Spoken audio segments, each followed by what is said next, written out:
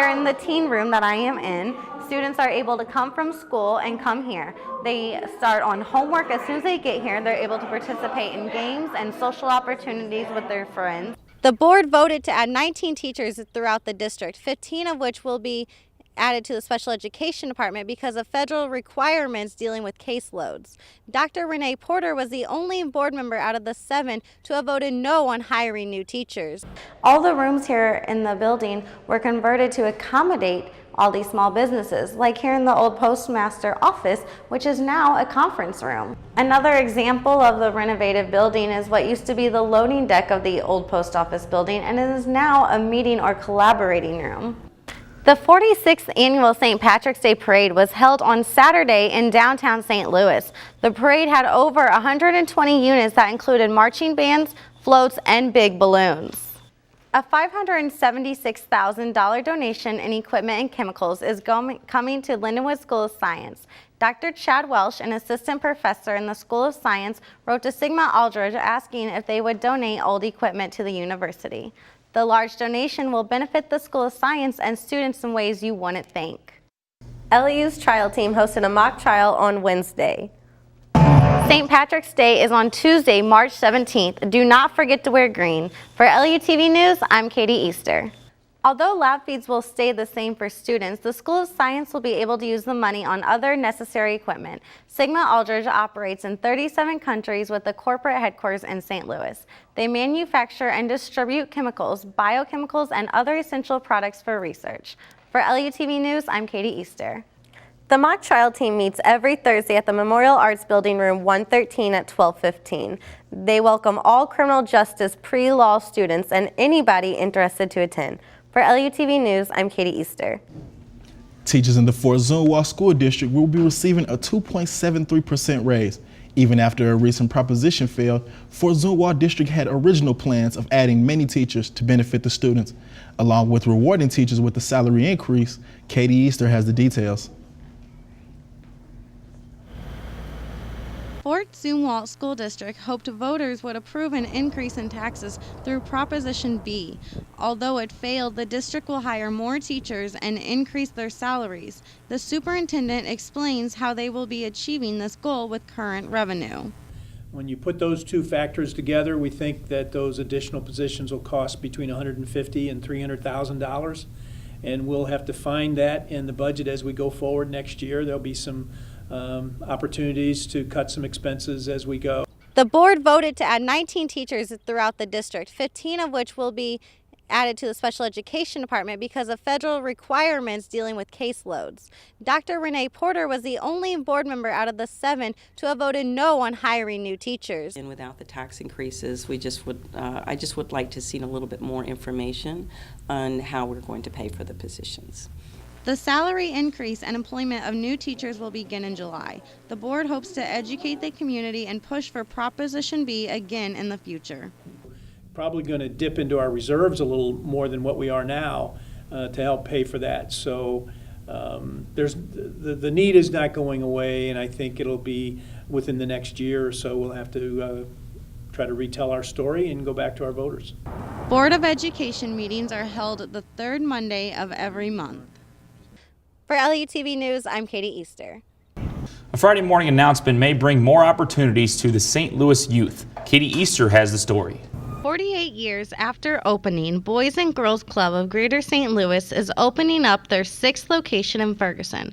President Flint Fowler tells us how they plan to collaborate with the Ferguson Youth Initiative, an organization that is already in the area. They're a relatively small organization who believes they can benefit from the years of experience of Boys and Girls Clubs.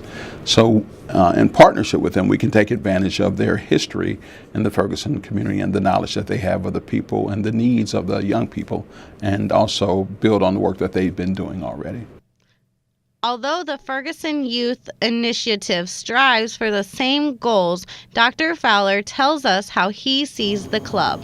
Well, Boys and Girls Clubs have been operating in the St. Louis community for nearly 50 years. Boys and Girls Clubs of Greater St. Louis. Nationally, we've been operating for more than 100 years. And so we have a long history of working with young people, particularly those who have the greatest need. And so we know how to identify the resources necessary to put activities in place. We understand what young people need to grow to be successful, responsible, and caring citizens. And we believe that the St. Louis community, not only Ferguson, but the entire St. Louis region, will benefit from the type of work that we do. The new location will not just be providing new resources to the community. There will be new employment options opening as well as more volunteer work. With our volunteer opportunities, if they want to come and tutor, if they want to come and read to the kids, or if they want to mentor our kids, we have different programs. Plans for the new location were decided in January. The organization will open after spring break. President Flint Flowers explains his emotions. I am extremely excited about opening the club in Ferguson. You know, it's a dream. I think whenever we have the opportunity to go in a community that has limited resources for young people. Ferguson Boys and Girls Club will offer the same content as their sister locations while providing a safe place for the youth. Here in the teen room that I am in, students are able to come from school and come here. They start on homework as soon as they get here. They're able to participate in games and social opportunities with their friends.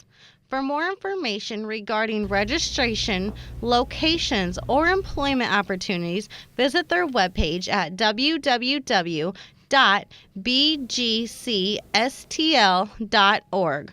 For LUTV News, I'm Katie Easter. St. Patrick's Day weekend is the time for people to get out and enjoy themselves. Yes, and the weather was perfect for it. Our own Katie Easter got to experience festivities over the weekend. The 46th annual St. Patrick's Day Parade was held on Saturday in downtown St. Louis. The parade had over 120 units that included marching bands, floats, and big balloons.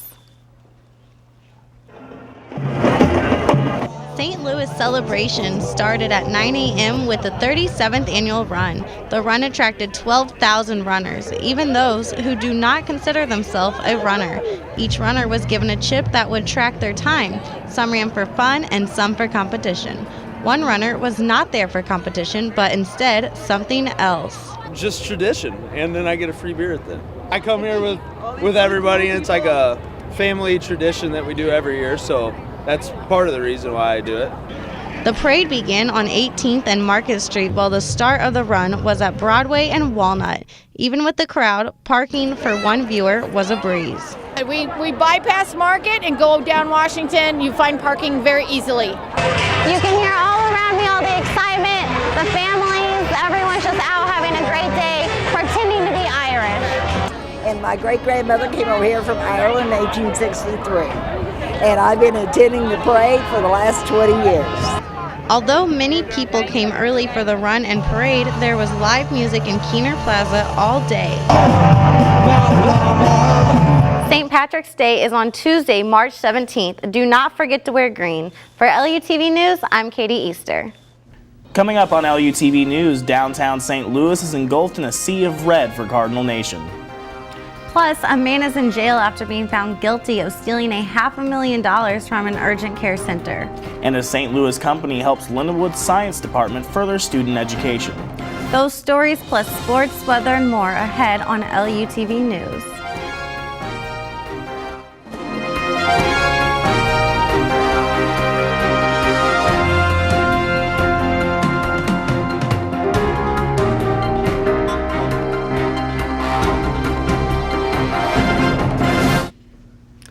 Welcome to this edition of LUTV News. I'm Katie Easter. And I'm Devin Durbin. It's Cardinals opening day and fans are swarming the downtown area to cheer on the Redbirds this afternoon. And that's right, Katie. The festivities have been going on all morning and afternoon long. Our own TJ Weber has more on Cardinal fever that is hitting the St. Louis area today. And now, taking a look at national news, a community college in Goldsboro, North Carolina is on lockdown after an employee was shot in the school's library. Wayne Community College has been shut down for the day following the death of Ron Lane. The shooter is still at large. The suspect is described as a bald white male, 5'11", with a tattoo over his left eye and a goatee. He was last seen wearing a blue jacket and light-colored pants.